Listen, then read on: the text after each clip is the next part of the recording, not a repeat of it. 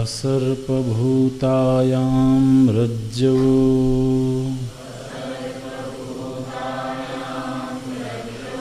सर्पारोपवत्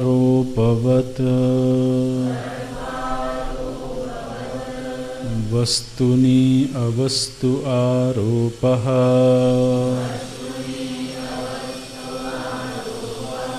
अध्यारोपः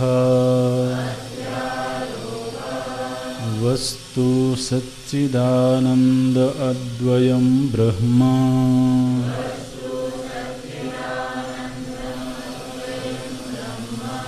अज्ञानादि सकल जड़ समूहः अवस्तु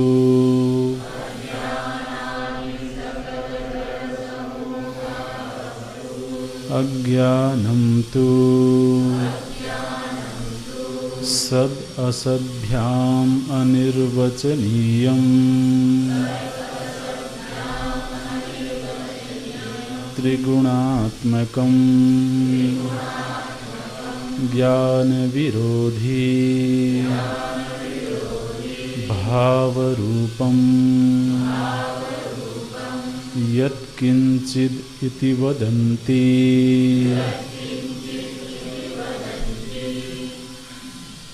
अहम् अज्ञः इत्यादि अनुभवात्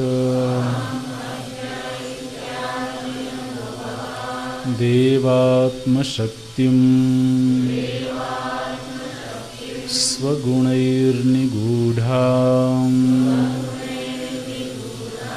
इत्यादि श्रुतेश्च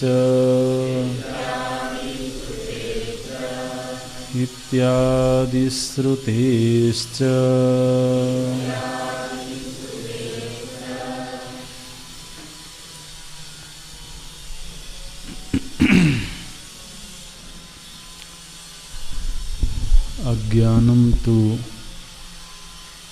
सत् असद्भ्याम् अनिर्वचनीयम्। अज्ञान कैसा है? बोले वो सत से विलक्षण है और असत से भी विलक्षण है। सत और असत ये दोनों ही कहना बनता नहीं है। भगवान श्री कृष्ण ने गीता जी के दूसरे अध्याय में ये बात कही है कि नासतो विद्यते भावः ना भावो विद्यते सतः। तो सृष्टि में मुख्य रूप से या तो किसी को सत कहा जा सकता है या किसी को असत कहा जा सकता है। सत्ता के विषय में तीसरी कोई कोटि नहीं है। सतः अभावः न विद्यते, असतः भावः न विद्यते। असत वो है जिसका कभी भाव ना हो और सत वो है जिसका कभी अभाव ना हो। ये अज्ञान कैसा है?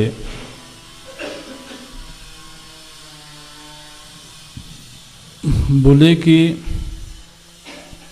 असत नहीं कह सकते क्योंकि ये हमारे अनुभव का विषय है।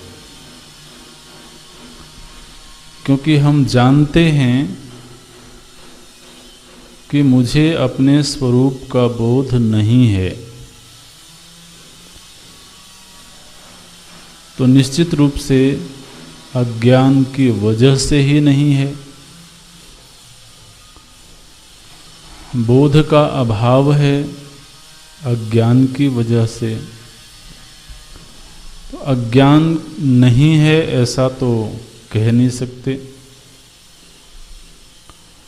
लेकिन साथ ही ज्ञानोपरांत इसकी निवृत्ति हो जाती है। तो सत है ऐसा भी नहीं कह सकते। सत उसे कहते हैं जिसका कभी अभाव ना हो, तीनों कालों में रहे। तो सत की कोटि में भी नहीं रखा जा सकता है और असत की कोटि में भी नहीं रखा जा सकता है। इसलिए सत्ता के विषय में निर्णय करने में हम असमर्थ हैं। इसलिए अनिर्वचनीय ख्याति ही सिद्ध होती है। शास्त्रों में कई प्रकार की ख्यातियाँ हैं, 5 प्रकार की ख्यातियाँ मानी गई हैं।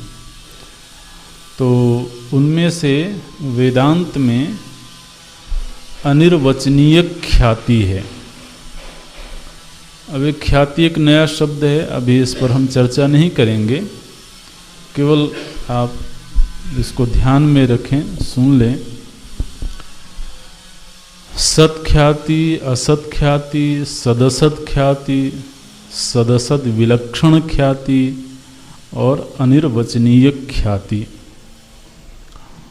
तो इस तरीके से ये 5 ख्यातियाँ होती हैं और आगे के ग्रंथों में ये प्रसंग पढ़ने को मिलता रहेगा।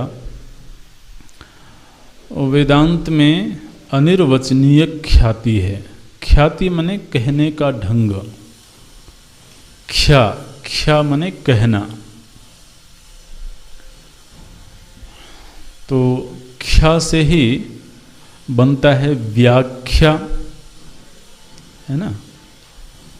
विशेषण आख्या, व्याख्या। इसी तरह से बनता है संख्या, सम्यक ख्यायते इति। ख्या माने होता है कहना, व्याख्या, आख्या, संख्या, और इसी से बनता है सांख्य। सांख्य का मतलब होता है अच्छी प्रकार से कही हुई बात, सांख्य। तो उसी से बनता है ख्याति, माने कहने का एक ढंग। वेदांत में अनिर्वचनीय ख्याति की बात की जाती है कुछ विशेष प्रमेयों के संदर्भ में। जैसे अज्ञान के विषय में अनिर्वचनीय ख्याति है, तत्व के विषय में अवांग मनस गोचर होने की वजह से अनिर्वचनीय ख्याति है। तो अज्ञान का एक लक्षण हम लोगों ने पढ़ा, सद असद्भ्याम अनिर्वचनीयम। अच्छा, जिस काल में यह अनुभव में आता है उस समय किस रूप में अनुभव में आता है? बोले त्रिगुणात्मकम। अब ये महाराज जो एक एक लक्षण बताए गए हैं, आप ये मत समझना कि आचार्य के मूड में ये शब्द आ गया और उन्होंने लिख दिया। हर लक्षण एक बहुत भारी है और एक एक लक्षण पर माने इतनी चर्चा हुई है, इतने बड़े बड़े ग्रंथ लिखे गए हैं जिसकी कोई सीमा नहीं है। तो अब आप ये बताइए कि क्या हमारे आपके पास कोई ऐसा अज्ञान है जो त्रिगुणात्मक हो? माने आपको किसी भाषा का ज्ञान नहीं है, ठीक है। तो हमने कहा कि हमको अरबी भाषा का ज्ञान नहीं है, माने अरबी भाषा का अज्ञान है, ठीक। अब यह अज्ञान त्रिगुणात्मक है क्या? सत्व गुणात्मक है क्या? ये रजोगुणात्मक है? यहाँ पर अज्ञान का एक लक्षण दिया गया, त्रिगुणात्मकम। क्या हमारे अंदर कोई ऐसा अज्ञान है जो त्रिगुणात्मक होवे? अज्ञान माने अज्ञान सीधे गैर जानकारी, नहीं जानना। मैं किसी व्यक्ति को नहीं जानता हूं, किसी देश को नहीं जानता हूं, किसी वस्तु को नहीं जानता हूं, तो ये नहीं जानना 3 गुणों वाला होता है क्या?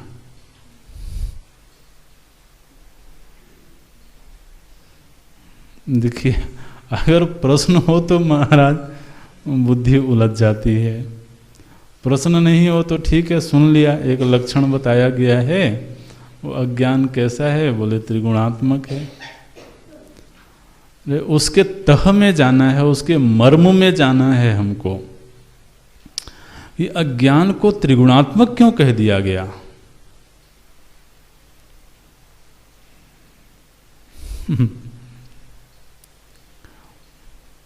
माया को त्रिगुणात्मक कहा गया तो हमको समझ में आया, त्रिगुणात्मिका माया है तो उसके सत्व गुण से ये प्रकट हुआ, रजोगुण से ये प्रकट हुआ, तमोगुण से ये प्रकट हुआ, तो सारी व्यवस्था तो हमको समझ में आ गई। ठीक है, कोई माया नाम की चीज है, 3 गुणों वाली है वो।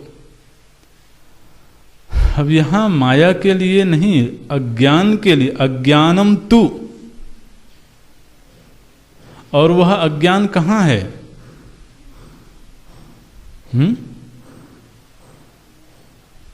अरे हमारे भीतर है, और कहां है? कहीं दुकान में थोड़ी रखा हुआ है, क्या बैंक के लॉकर में रख के आए हैं? वो अज्ञान तो हमारे भीतर है, तो हमें वहीं जाकर के देखना होगा कि क्या ये अज्ञान त्रिगुणात्मक है, क्योंकि किसी पराये वस्तु की बात तो नहीं हो रही है, ये तो हमारे ही भीतर एक चीज है, उसकी बात हो रही है। तो ये त्रिगुणात्मक कैसे हो गया?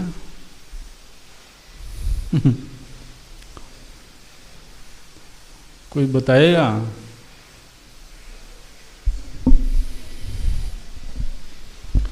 अच्छा, आप देखिए, त्रिगुणात्मक में पहला गुण है सत्वगुण। सत्वगुण का कार्य क्या है? ज्ञान।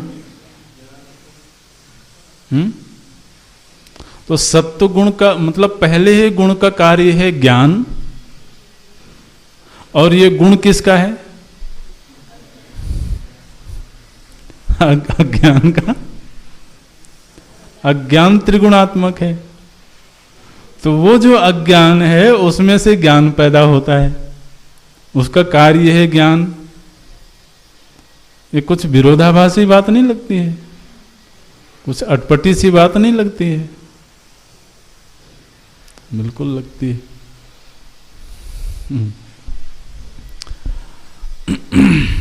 लेकिन ये बात अन्य ग्रंथों में भी आई है। अज्ञान कैसा है? बोले त्रिगुणात्मक है। देखिए, बात ऐसी है कि हमारा जो वास्तविक स्वरूप है वो ज्ञान स्वरूप है। ठीक है, जो ज्ञान स्वरूप है उसको ज्ञान प्राप्त करने की जरूरत नहीं है। दीपस्य न अन्य दीपेच्छा। ज्ञान हमको मिलता है बाहर से, वस्तु का ज्ञान, द्रव्य का ज्ञान। तो ये जो ज्ञान हमको बाहर का प्राप्त होता है, ये तो सत्वगुण का परिणाम है। अब ये जो सत्वगुणात्मक ज्ञान है, ये ज्ञान आया कहां से?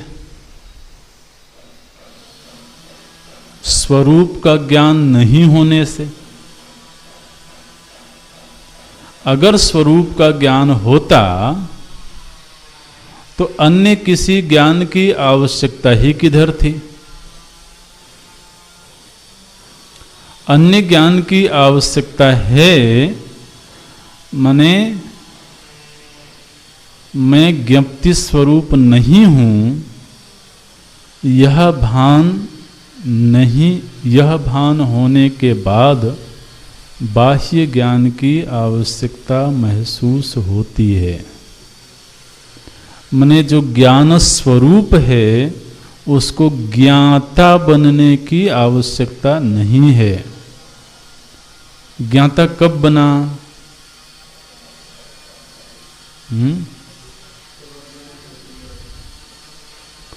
आत्मनः सच्चिदंशश्च बुद्धेर्वृत्तिरिति द्वयम् संयोज्य च अविवेकेन जानामि इति प्रवर्तते।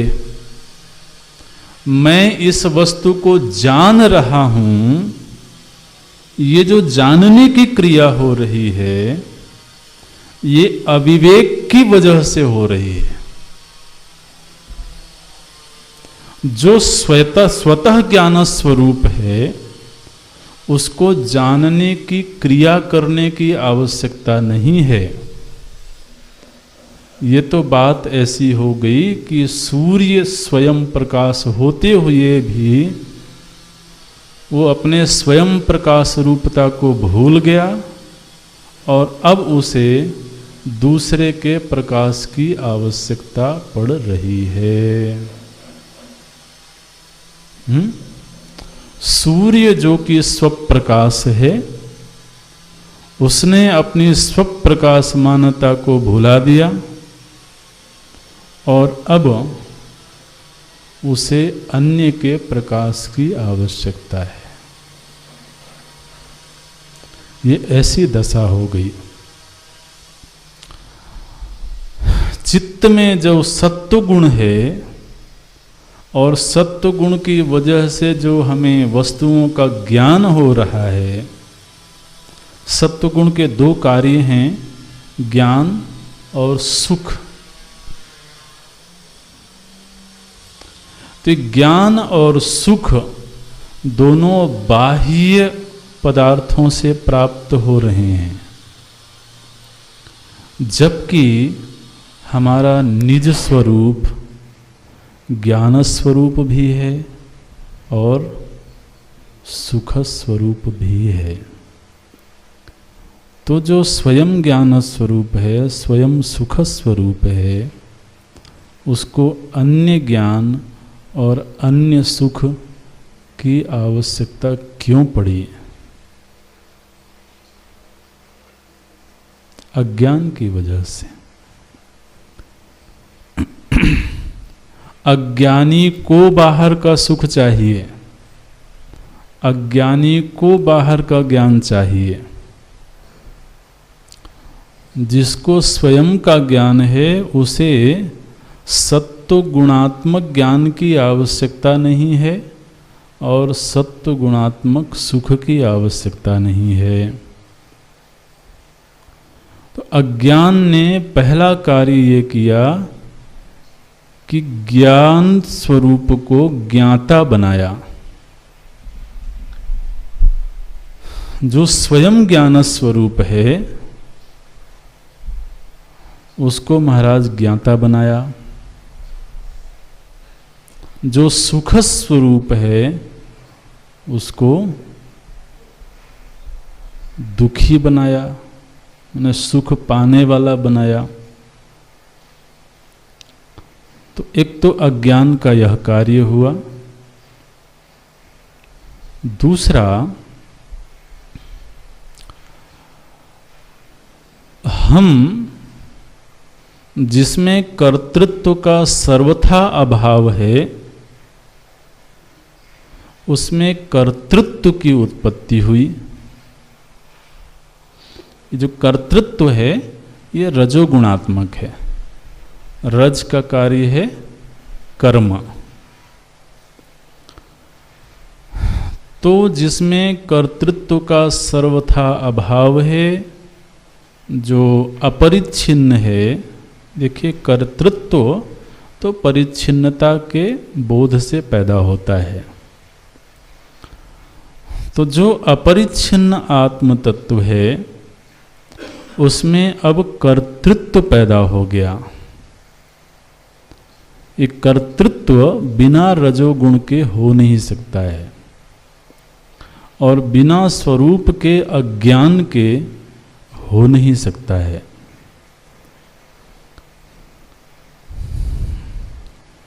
ज्ञातृत्व सत्वगुण की वजह से, कर्तृत्व रजोगुण की वजह से, और जो स्वयं परम शांति स्वरूप है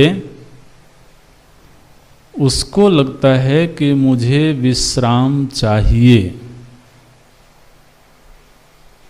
विश्राम अभी है नहीं, विश्राम चाहिए। ये तमोगुण का लक्षण है। तमोगुण से विश्राम मिलता है। तो ज्ञातृत्व, कर्तृत्व और विश्राम की इच्छा, ये महाराज तीनों जो प्रकृतियां हैं ये अज्ञान जन्य हैं। तो मानो कि यह अज्ञान ही त्रिगुणात्मक है।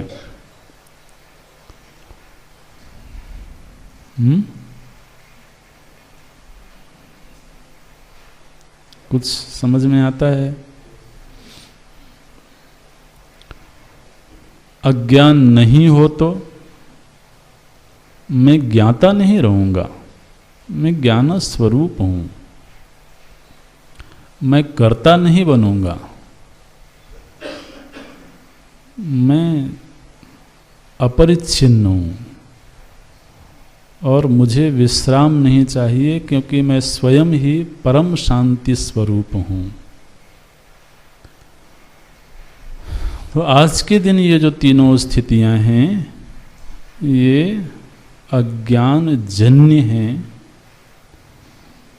यह अज्ञान ही तीन गुणों के रूप में प्रकट होता है और हम में से प्रत्येक व्यक्ति के अंदर इन त्रिगुणों की अनुभूति होती है।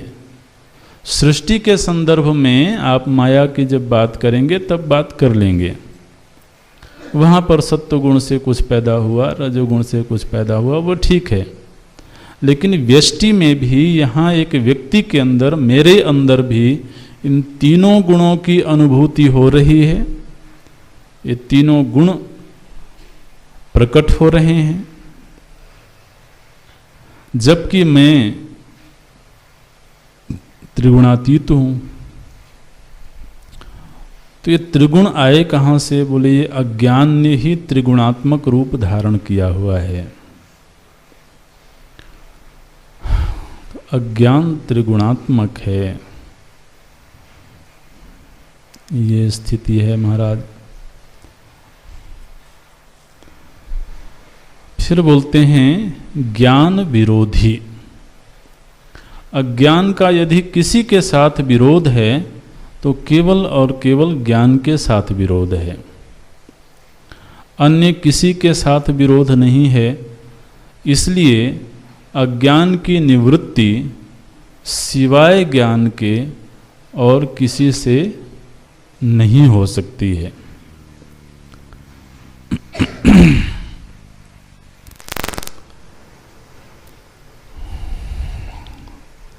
ज्ञान विरोधी माने आप समझिए कि व्यक्ति कितना ही दिव्य कर्म करे, कर्म करेगा तो कर्ता बन के करेगा, और कर्तृत्व अज्ञान का बेटा है। तो अब कोई भी अपने बेटे से दुश्मनी कैसे करे? कर्तृत्व के पीछे हैं इच्छाएं, इच्छाओं के पीछे है अतृप्ति। ये सब किसके बच्चे हैं? बोले सब अज्ञान के बच्चे हैं। तो अज्ञान का परिवार बहुत बड़ा है महाराज। और ये अपने परिवार से दुश्मनी कभी नहीं करता है। ये बना रहे तो सब फलते फूलते रहते हैं। जड़ अगर हरी भरी हो तो पेड़ महाराज हरा भरा रहता। आप चाहे भले उसको काट दो, पेड़ को अगर आपने ऊपर से काट भी दिया तो फिर से नई शाखाएं आ जाएंगी। आदमी क्या करता रहता है? बस कर्मों को बदलता रहता है। ये वाला कर्म बुरा था, अब अच्छा वाला कर लो। ये इच्छा ठीक नहीं है, ये वाली इच्छा कर लो। ये वासना ठीक नहीं है, दूसरी वाली वासना बना लो। तो वृक्ष के साथ ही खिलवाड़ करता रहता है, और जो जड़ है वो तो बना हुआ है। तो अज्ञान का इनमें से किसी से विरोध नहीं है। और सच्ची बात यह है कि अज्ञान की वजह से ही ये सब हैं, लेकिन ज्ञान के साथ विरोध है। तो अज्ञान की निवृत्ति फिर केवल और केवल ज्ञान से ही होगी। ये ज्ञान और अज्ञान का विरोध ठीक वैसा ही है जैसे प्रकाश और अंधेरे का विरोध हो। तो तीसरा लक्षण दिया गया ज्ञान विरोधी। ज्ञान के आते ही इसकी निवृत्ति हो जाती है, चाहे भले वो त्रिगुणात्मक होवे, चाहे भले वो अनिर्वचनीय होवे, लेकिन एक अनुभूति तो हमारे महापुरुषों को प्राप्त हुई है, ज्ञानियों को प्राप्त हुई है। क्या अनुभूति प्राप्त हुई? कि जैसे ही ज्ञान मिला अज्ञान की निवृत्ति हो गई। तो अपने अनुभूति के आधार पर उन्होंने ये निर्णय दिया कि अज्ञान का विरोध केवल ज्ञान से है, क्योंकि इसका निवारण हो जाता है। ज्ञान विरोधी। और फिर एक लक्षण देते हैं भाव रूपम। बोले महाराज पहले तो आपने कहा था कि इसको ना तो सत कहा जा सकता है ना असत कहा जा सकता है। अब आप क्या लक्षण दे रहे हो? भाव रूपम। भाव रूपम का अर्थ जानते हैं ना आप? भाव माने होना, किसी चीज का होना।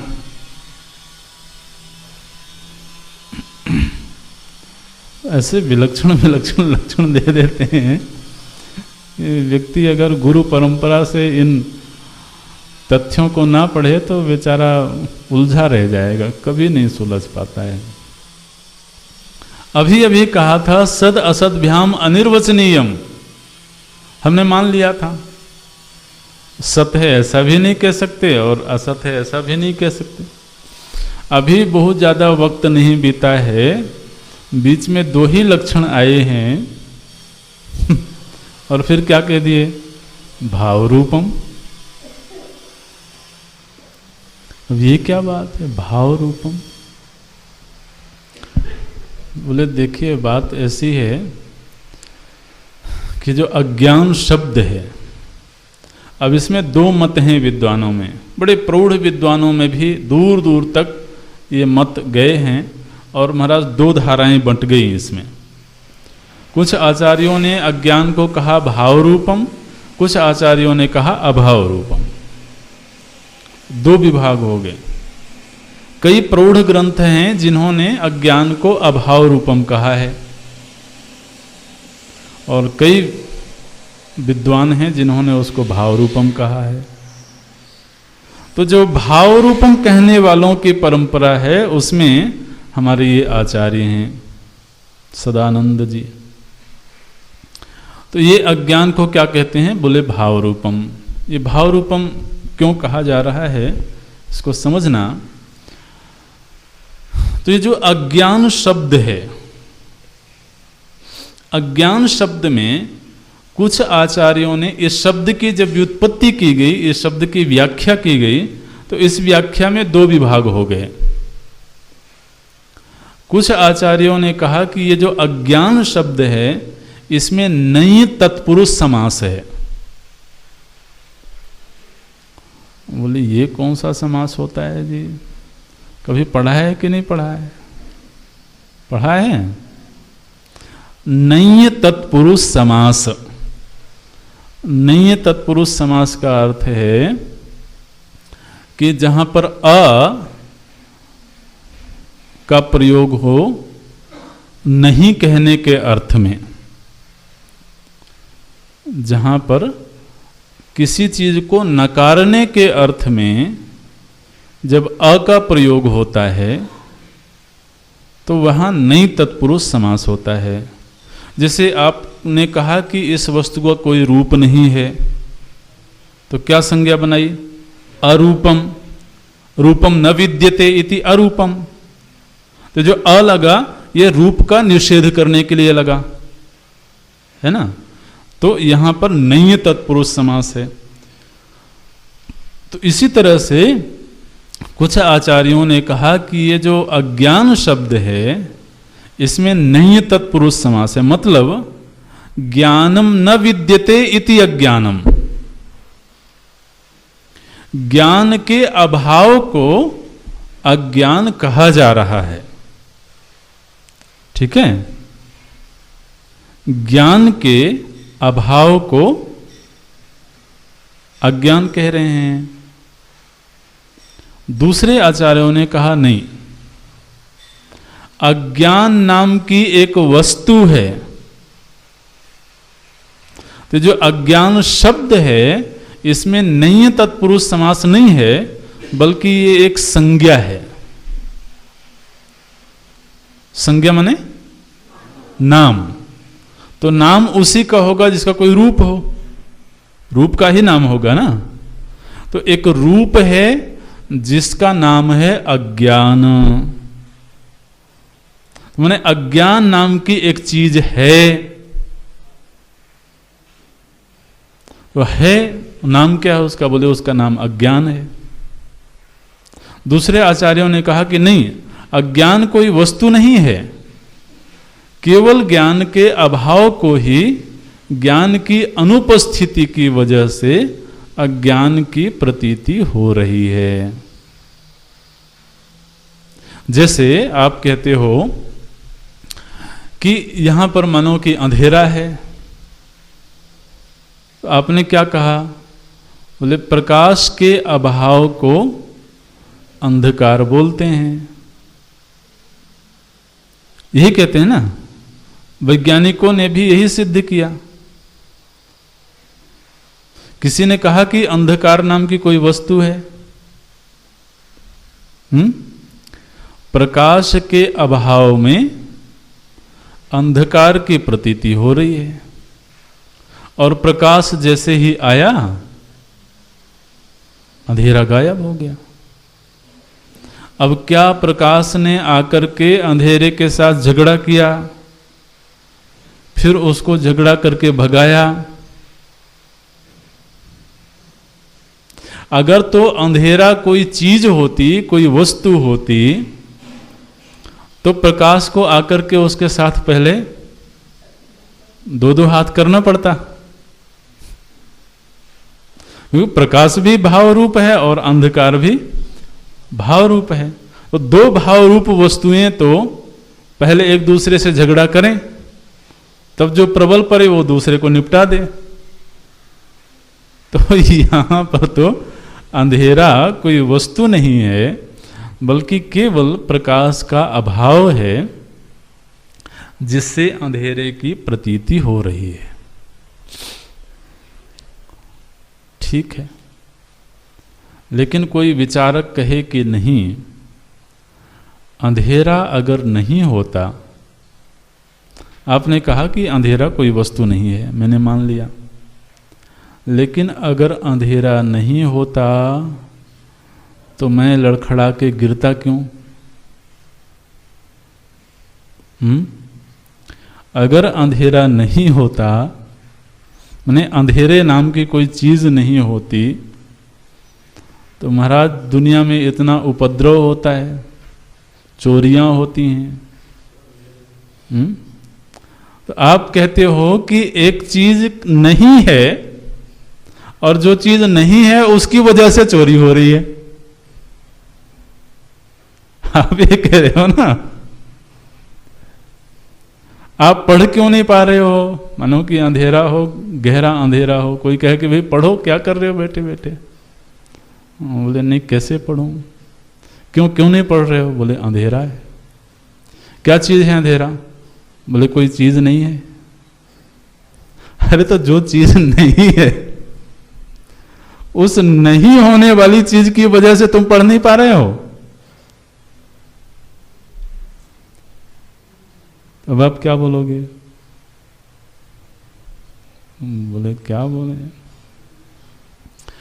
तो जो अज्ञान नहीं है उस अज्ञान की वजह से संसरण हो रहा है।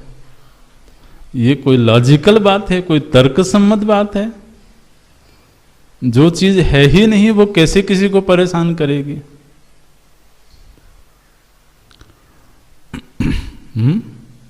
किसी को परेशान करने के लिए आपने बार बार चिल्ला करके ये कहा कि जीव की समस्याओं का, जीव के संसरण का मुख्य कारण अज्ञान है, और अज्ञान में आपने नहीं तत्पुरुष समास लगा दिया।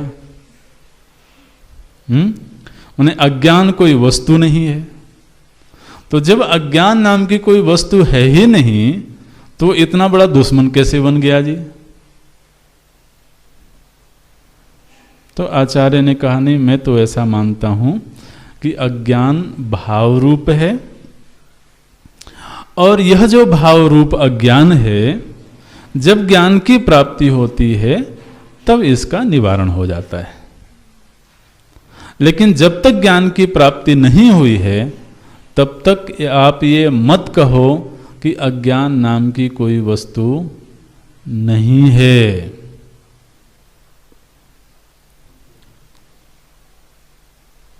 ये महाराज,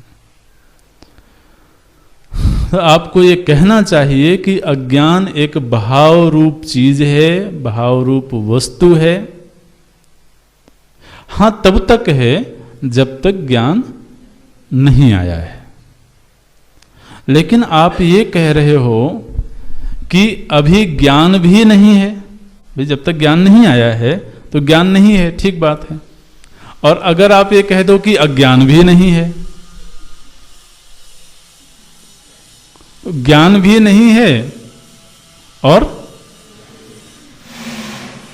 तो ये सारा झमेला क्यों खड़ा है फिर? तो इसलिए हम ये कहते हैं कि आप ये मान लो कि अज्ञान एक भाव रूप वस्तु है। कैसी है वो? तो बोले उसके लक्षण पहले बताए जा चुके हैं। सद असद्भ्याम अनिर्वचनीय है, त्रिगुणात्मक है, ज्ञान विरोधी है, वो सारे लक्षण बताए गए हैं। लेकिन अज्ञान एक भाव रूप चीज है जिसकी निवृत्ति के लिए साधक को सतत प्रयत्न करना चाहिए। अब देखिए, जब आचार्य ने ये बात कह दी, यह लक्षण दे दिया, तो फिर इस लक्षण को पुष्ट करने के लिए आगे कुछ तर्क देते हैं। आगे जो तर्क दिए गए हैं, जो लक्षण बताए गए हैं, इस भाव रूप लक्षण की सिद्धि के लिए दिए गए हैं। जब आचार्य ने कहा कि अज्ञान भाव रूप है, तो फिर विद्वानों ने, महाराज बड़े बड़े विद्वानों ने उनके सामने प्रश्न कर दिया, खड़े हो गए। गोष्ठी में सदानंद जी को बुलाया गया। बोले आपने ऐसे लिख दिया,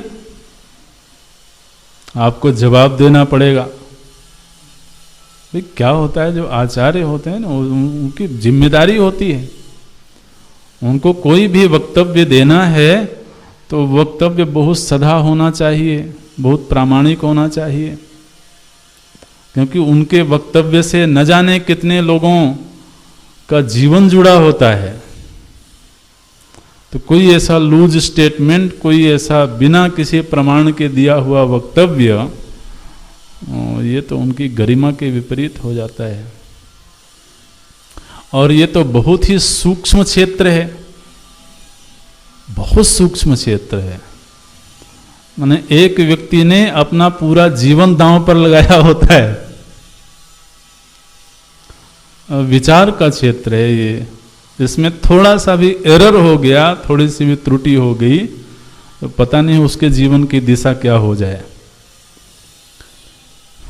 तो विद्वानों ने सभा में बुलाया, बोले आपने अज्ञान को भाव रूप कह दिया, कैसे कह दिया? बोले बात यह है कि मैं भी और आप सब भी ऐसा अनुभव करते हैं, ऐसा कहते हैं कि अज्ञान कुछ तो है।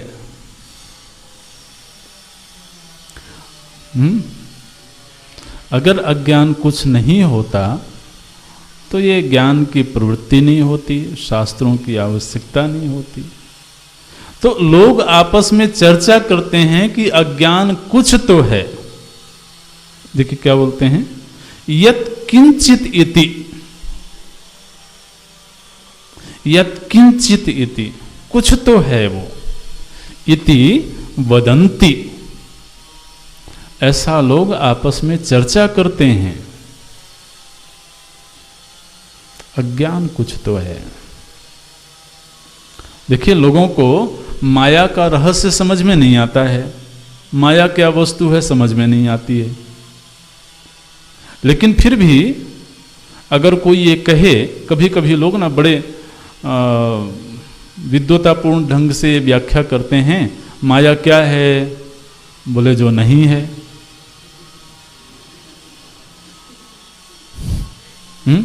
माँ या, ऐसे भी आपने सत्संगों में कभी न कभी सुना होगा।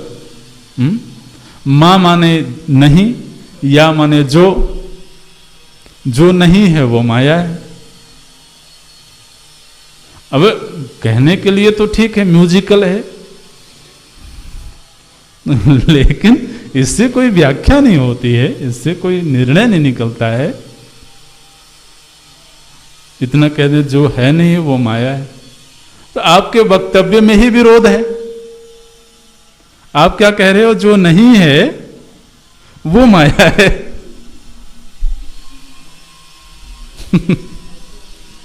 तो ऐसे ऐसे बात नहीं बनती है।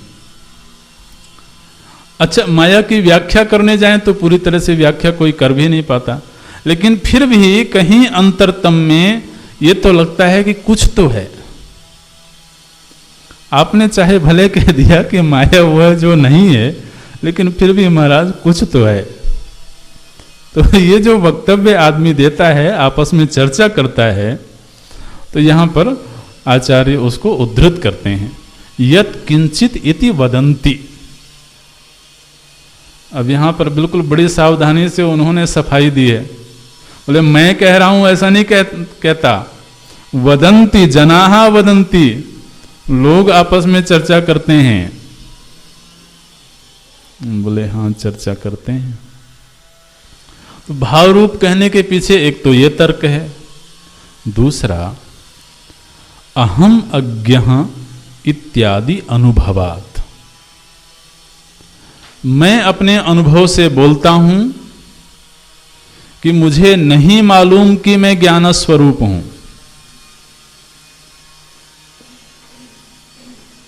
हमने शास्त्र में सुना, हमने सत्संग में सुना, हमने आचार्य से सुना, गुरु से सुना, श्रद्धा पूर्वक सुना, पूरी सावधानी के साथ सुना। क्या सुना? मैं ज्ञान स्वरूप हूं। हमने सुना मैं अपरिच्छिन्न हूं, हमने सुना मैं अजन्मा हूं। बार बार सुना, लेकिन जब हम अंदर जाकर के खोजते हैं, अंदर जाकर के तलाशते हैं, तो क्या अनुभव दिखाई देता है? पूरी ईमानदारी के साथ बोलें तो ध्यान में बैठ करके, शांति पूर्वक अकेले बैठ करके भी जब हम अपने भीतर जाकर के खोजते हैं, तो यह अनुभव प्राप्त होता है कि मैं एक व्यक्ति हूं।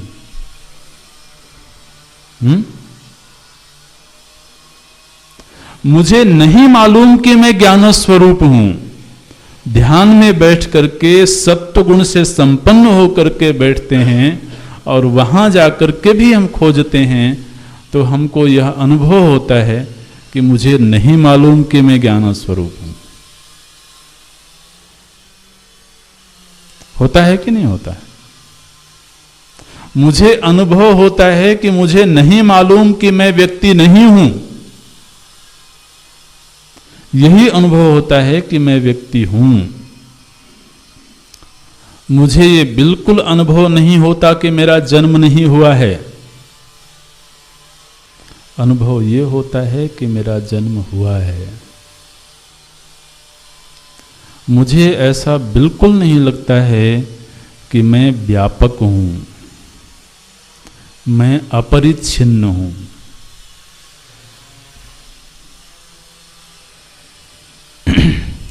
तो शास्त्र ने मेरे विषय में जितने लक्षण बताए हैं, उन सारे ही लक्षणों के आधार पर मैं अपने आप को नहीं जानता हूं। ये अनुभव है कि केवल सुनी हुई बात है? ये अनुभव है। तो नहीं जानता हूं, ये नहीं जानने की अनुभूति मुझे है, मुझे हो रही है।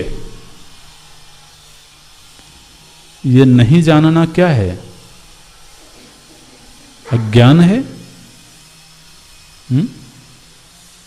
और आप कह देते हो कि अज्ञान भाव रूप है। नहीं, अज्ञान कोई चीज नहीं है। अगर अज्ञान कोई चीज नहीं होता तो मुझे ये अनुभूति कभी नहीं होती कि मैं दुख रूप हूं या मुझे दुख की प्राप्ति हो रही है, क्योंकि शास्त्र ने तो कहा है कि तुम आनंद रूप हो। तो शास्त्र ने जो जो कहा है उनमें से कोई भी अनुभूति आज के दिन मुझे नहीं प्राप्त हो रही है, तो उसका हेतु मैं अज्ञान के अलावा और किसको खोजूं?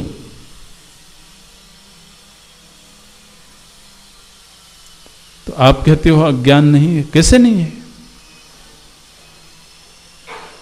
तो अज्ञान की भाव रूपता को तो स्वीकार करना पड़ेगा, क्योंकि ये मेरा अनुभव भी है और लोग आपस में ऐसी चर्चा भी करते हैं। देखिए, ये जो वक्तव्य है ये बिल्कुल अनुभव से भरा हुआ है। अहम अज्ञः इति, मैं अज्ञ हूं। अज्ञ हूं माने किस चीज में?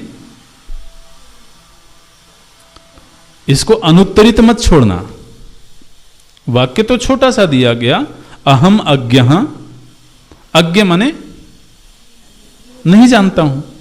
लेकिन क्या नहीं जानता हूं वो तो यहां पर नहीं लिखा गया है।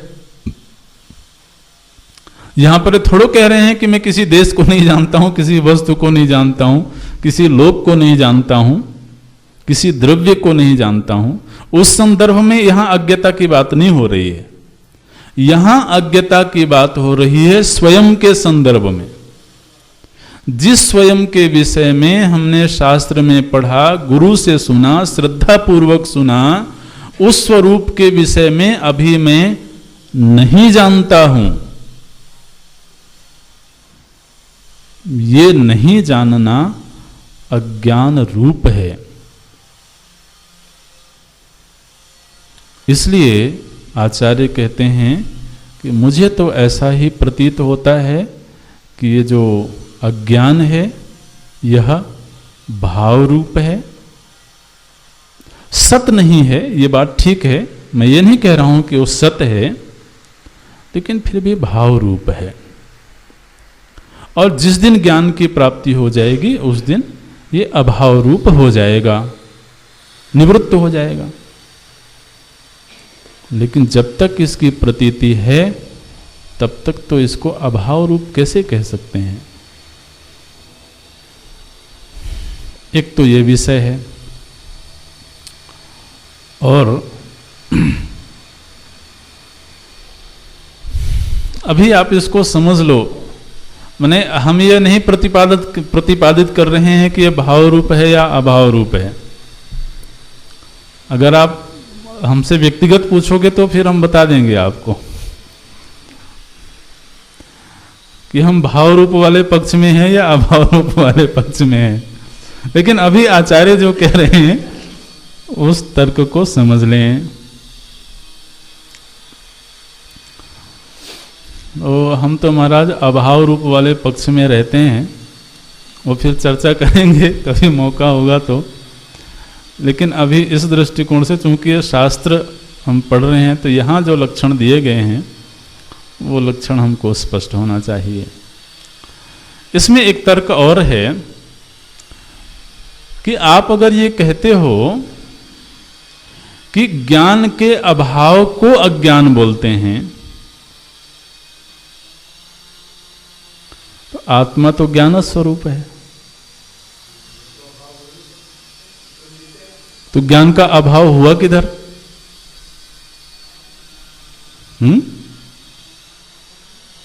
तस्य विपरिलोपो न विद्यते। जो ज्ञान स्वरूप आत्मा है वहां ज्ञान का अभाव कभी हो ही नहीं सकता है। तो आपने ये जो तर्क दिया कि ज्ञान के अभाव को अज्ञान बोलते हैं, यह तर्क तो महाराज बहुत ठहरता नहीं है। और दूसरा हमने ये पढ़ा है कि ये जो ज्ञान स्वरूप आत्मा है इसको कोई ढक लेता है। वहां पर ज्ञान स्वरूप तो है, वो सही है, लेकिन उस ज्ञान स्वरूपता को कोई ढक लेता है, उस पर कोई आवरण डाल देता है। तो जो आवरण डाल देता है वो अभाव रूप है। माने आप ये कह रहे हो कि जो बादल नहीं है उस बादल ने हमारे नेत्रों को ढक लिया और हमें सूर्यदेव नहीं दिख रहे हैं। अरे बादल वहां था तभी तो उसने ढका।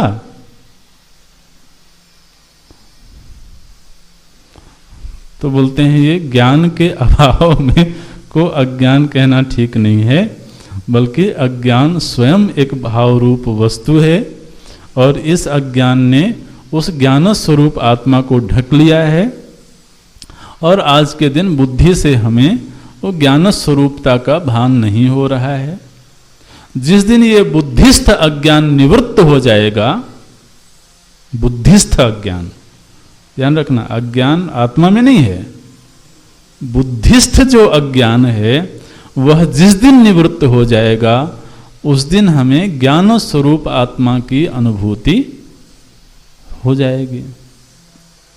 तो जब तक उस ज्ञान स्वरूप आत्मा की अनुभूति नहीं है तब तक ये अज्ञान भाव रूप है, ऐसा हमको लगता है। तो ये लक्षण देते हैं, भाव रूपम यत् किंचित इति वदन्ति। एक तो ये तर्क दिया गया, और अहम अज्ञः इत्यादि अनुभवात, ऐसा हम लोगों का अनुभव है।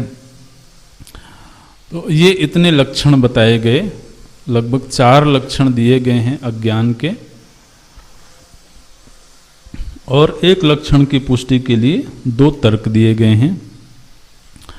तो अनुभव भी बता दिया गया, तर्क भी दे दिया गया, और अब श्रुति वाक्य से उसकी पुष्टि कर देते हैं। श्रुति वाक्य का उद्धरण देते हैं, देवात्म शक्तिम स्वगुणैर निगूढ़ाम इत्यादि श्रुतेश्च। श्वेताश्वतर उपनिषद में ये मंत्र आता है कि ये अज्ञान क्या है? बोले यह अज्ञान शक्ति रूप है।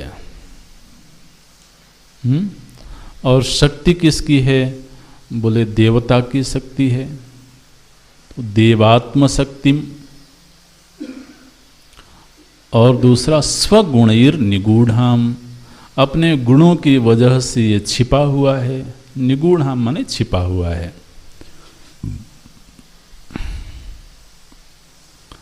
हमारा श्रुति ने ऐसा शब्द दे दिया,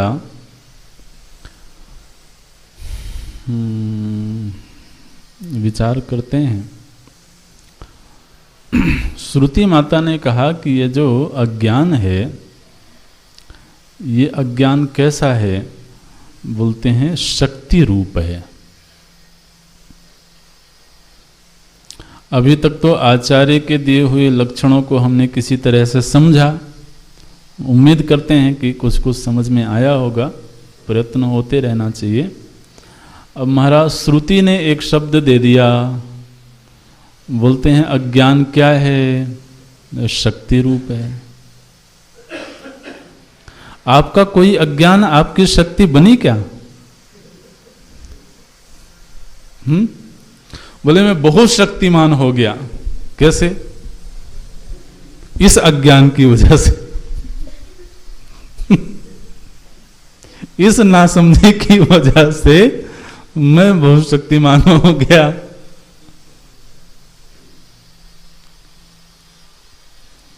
अब लगता है कभी कभी कि प्रश्न ना उठाएं तो ठीक है, तो फिर जो लक्षण है वो लक्षण आदमी पढ़ के निकल जाए, आगे निकल जाए।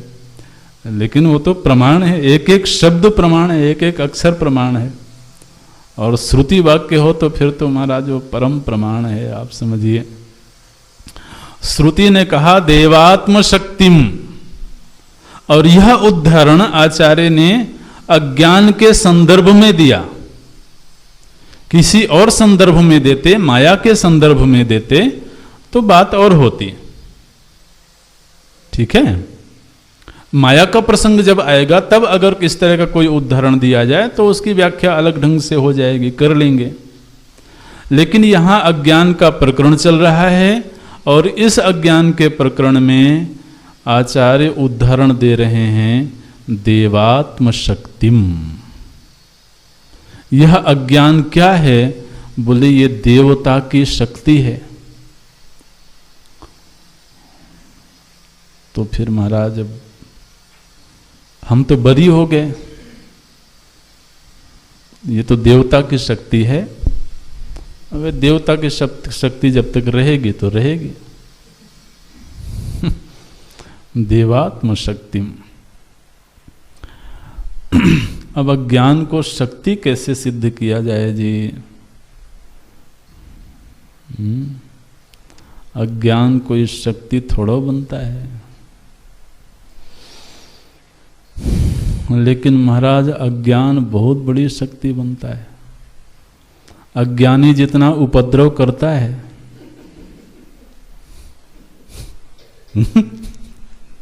और उपद्रव बिना शक्ति के नहीं हो सकता।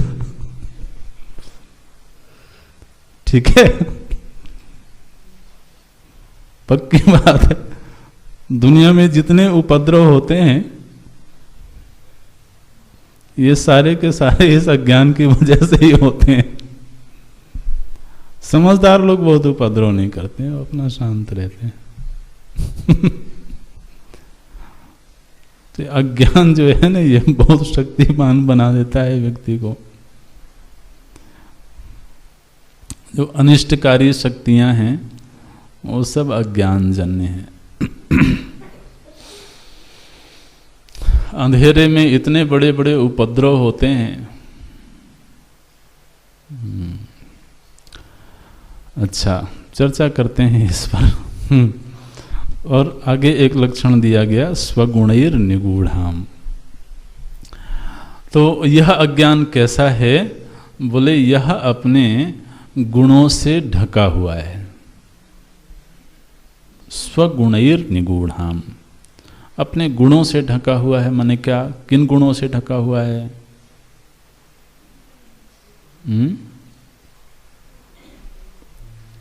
किन गुणों से ढका हुआ है? त्रिगुण से ढका हुआ है?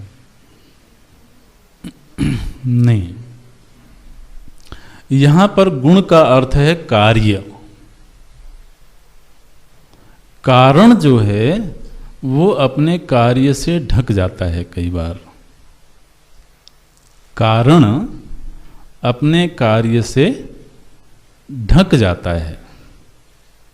जैसे मिट्टी है कारण और घट है कार्य। तो तो अब आदमी जब घट को देखता है तो घट को देखता है, मिट्टी को नहीं देखता। तो कार्य ने क्या किया? बोले कारण को ढक दिया। ऐसे होता है महाराज। तो पृथ्वी का कारण क्या है? जल है, वायु है, अग्नि है, आकाश है। व्यक्ति जब पृथ्वी को देखता है तो उस समय उसकी दृष्टि जल पर नहीं जाती है, वायु पर नहीं जाती है, अग्नि पर नहीं जाती, आकाश पर तो बिल्कुल नहीं जाती है। तो कार्य की एक प्रकृति होती है कि वो अपने कार्य के ऊपर कारण के ऊपर आवरण डाल देता है, अपने कारण को ढक देता है। इसी तरह से ये जो अज्ञान है, अज्ञान के कार्य जब पैदा हुए तो उन कार्यों ने अज्ञान को ढक दिया। अज्ञान का क्या कार्य पैदा हुआ? बोले कर्म, कर्तृत्व, भोक्तृत्व। अब इस कर्तृत्व, भोक्तृत्व, कर्म, इच्छा आदि ने अज्ञान को तो छिपा लिया। तो व्यक्ति कहता है मेरे अंदर बड़ी इच्छाएं पैदा हो रही हैं, बड़ी कामनाएं पैदा हो रही हैं। और कोई कहे कि अज्ञान की वजह से पैदा हो रही हैं, वो मानने को राजी नहीं होगा। कोई मानने को राजी नहीं होगा महाराज। अब कोई कहे कि मुझे विदेश जाने की इच्छा पैदा हो रही है, और आप कहो ब्रह्मचारी जी गए उसके घर भिक्षा के लिए, और वो बेचारा अभी IIT करके निकला था, उसके अंदर बड़ी महत्वाकांक्षाएं थी, इतनी बड़ी कंपनी में जाऊंगा, फिर ये करूंगा, फिर वो करूंगा, ऐसे रिसर्च करूंगा। इतनी सारी इच्छाओं को आपके सामने उसने रखा।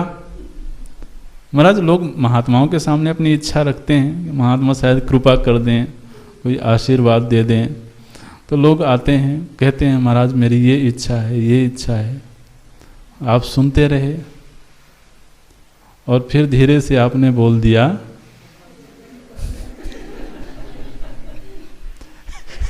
ये सारी जो इच्छाएं तुम्हारे अंदर पैदा हो रही हैं, अज्ञान की वजह से पैदा हो रही। वो कहेगा महाराज भगाओ इस महात्मा को, पता नहीं कहां। अच्छी बोली, मैंने इतने सालों तक इतनी पढ़ाई करी, IIT के लिए पता नहीं इतना मेहनत किया, कोचिंग में जाकर के पहले 2 साल तक रगड़ाई हुई, फिर जाकर के कोर्स किया, 4 साल उसमें लगाए, इतना पैसा खर्च किया, इतना ज्ञान हुआ, तब जाकर के इच्छा पैदा हुई। ऐसे ही किसी अनपढ़ के अंदर थोड़ी इच्छा पैदा होती है। किसी ने कोई डिग्री हासिल नहीं करी और उसको ख्याल आए कि मैं उस कंपनी का MD बनूंगा। तो ये जो इच्छा पैदा हो रही है, ये इच्छा तो तब पैदा हुई जब उसने पर्याप्त ज्ञान अर्जित किया। और आपने धीरे से कह दिया कि तो क्या होता है, ये जो अज्ञान के कार्य हैं, ये महाराज अज्ञान को ढक लेते हैं। और व्यक्ति फिर कभी इस बात को स्वीकार करने के लिए राजी नहीं होता है कि इन कार्यों के पीछे कारण क्या है। स्वगुणैर निगूढ़ाम, अपने कार्यों से ये महाराज छिपे हुए हैं, ढके हुए हैं। और शक्ति रूप है। अब इस शक्ति रूप को थोड़ा सा समझते हैं। पूर्व में कहा गया था कि अज्ञान त्रिगुणात्मक है, ठीक है। हमने त्रिगुणात्मक को थोड़ा समझने का प्रयत्न किया। अब ये 3 गुण हैं, ये तीनों गुण ही शक्ति का सृजन करते हैं। सत्वगुण से ज्ञान शक्ति, रजोगुण से क्रिया शक्ति, और तमोगुण से विश्राम या स्थूलता। तो जो स्थूल शक्ति है, पदार्थ में भी एक शक्ति होती है, तो वो जो पदार्थ गत शक्ति है, जो स्थूलत्व की शक्ति है, वो तमोगुण का परिणाम है। तो वैज्ञानिकों ने भी कहा कि इस दुनिया में केवल और केवल शक्ति तत्व ही है। उसको उन्होंने ऊर्जा नाम दिया। ऊर्जा माने शक्ति ही होता है, और क्या है। तो उन्होंने कहा कि इस समूची सृष्टि के मूल में केवल शक्ति तत्व है, और उस शक्ति के दो रूप होते हैं। वो शक्ति कभी पदार्थ के रूप में होती है और कभी शक्ति के रूप में होती है। ठीक है ना। तो पदार्थ क्या हैं? बोले पदार्थ ऊर्जा का ही एक दूसरा रूप है। ऊर्जा का ही एक अलग फॉर्म है, एक अलग रूप है। तो पदार्थ ऊर्जा से पृथक कोई वस्तु नहीं है। ऊर्जा ही पदार्थ के रूप में मालूम पड़ती है, लेकिन वह पदार्थ जब शक्ति रूप हो जाता है तो फिर पदार्थ नहीं रहता है। तो वो तो उसकी स्थूल शक्ति है, स्थूल हो गया वो। लेकिन ये जो स्थूल शक्ति है, इसका संचालन बिना ज्ञान शक्ति और बिना क्रिया शक्ति के नहीं हो सकता है। जैसे कि जल के भीतर एक शक्ति है, जल में एक शक्ति है, उसमें करंट है, विद्युत है, और वो अभी कैसा है? अभी स्थूल है, वो पदार्थ के रूप में है। अब वो जो पदार्थ गत शक्ति है, वो शक्ति तब तक प्रकट नहीं होगी जब तक हम उसको प्रकट करने के लिए कोई क्रिया ना करें। तो व्यक्ति क्या करता है? जल से विद्युत पैदा करता है। तो विद्युत वहां थी तभी पैदा हुई। तो उसने क्रिया शक्ति के बल पर पदार्थ की शक्ति को पैदा किया, और क्रिया शक्ति हुई ज्ञान शक्ति के बल पर। माने ज्ञान नहीं होता तो क्रिया नहीं होती, और क्रिया नहीं होती तो पदार्थगत शक्ति प्रकट नहीं होती। आप देखिए, सत्वगुण ज्ञान शक्ति रूप है। ज्ञान शक्ति के बल पर आदमी कहां से कहां पहुंच गया। आसमान में उड़ता है, मंगल ग्रह में जाता है, लाख किलोमीटर दूर की यात्रा करता है, ज्ञान शक्ति के बल पर। क्रियाएं करता है, ऐसी अद्भुत अद्भुत क्रियाएं करता है कि आश्चर्य होता है, क्रिया शक्ति के बल पर। विश्राम की प्राप्ति होती है उसे, पदार्थों का निर्माण करता है वो तमोगुणी शक्ति के बल पर। तो इसलिए ये जो तीन गुण हैं महाराज, ये तीन गुण ही शक्ति के रूप में प्रकट होते हैं। सच्चाई तो ये है।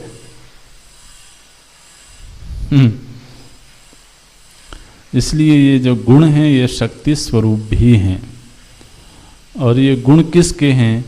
बोले अज्ञान ही त्रिगुण के रूप में है। तो क्या उदाहरण दिया गया? देवात्म शक्तिम स्वगुणैर निगूढ़ाम, ये दो लक्षण दिए गए हैं। अच्छा, ये जो शक्ति है, शक्ति कभी भी स्वतंत्र नहीं होती है। शक्ति, बल कभी भी स्वतंत्र नहीं होता। बल किसका? लोग पूछते हैं ना। तो यहां पर कहा गया कि ये जो शक्ति है, त्रिगुणात्मिका शक्ति है, किसकी है? बोले देवता की है। देवता माने चेतन तत्व है ना। ब्रह्माश्रया, इसको ऐसे जोड़ते रहना। न तो स्वतंत्रा, स्वतंत्र नहीं है ये देवता जो परम देव हैं, चैतन्य तत्व, उसकी शक्ति है। देवात्म शक्तिम, और जब इसके कार्य प्रकट हो गए तो महाराज ये छिप गई। स्वगुणैर निगूढ़ाम, तो अब व्यक्ति को माया की दृष्टि से देखें तो व्यक्ति को पंचभूत तो दिखते हैं, माया नहीं दिखती है। क्या हुआ? स्वगुणैर निगूढ़ाम, अपने कार्यों के प्रकट होते ही महाराज वो छिप गई। कार्यों ने ऐसा झंझट पैदा किया। स्वगुणैर निगूढ़ाम इत्यादि श्रुतेश्च, ये अज्ञान का विवरण यहाँ पर पूरा करते हैं। तो लेकिन ये बहुत प्रामाणिक विवरण है। आगे के शास्त्रों में इन्हीं लक्षणों का अलग अलग तरीके से व्याख्यान होगा, लेकिन ये मूल लक्षण है, इस पर चिंतन करते रहना है, करते रहना चाहिए। क्यों? क्योंकि इस अज्ञान की निवृत्ति के लिए ही हम और आप प्रयत्नशील हैं। तो हमें इसका रहस्य, इसका लक्षण मालूम होना चाहिए, स्वयं के लिए भी और कभी भविष्य में अगर किसी को बताना पड़े तो उसके लिए भी। ओम ओम पूर्णमदः पूर्णमिदं पूर्णात् पूर्णमुदच्यते पूर्णस्य पूर्णमादाय पूर्णमेवा। ओम शांति शांति शांति।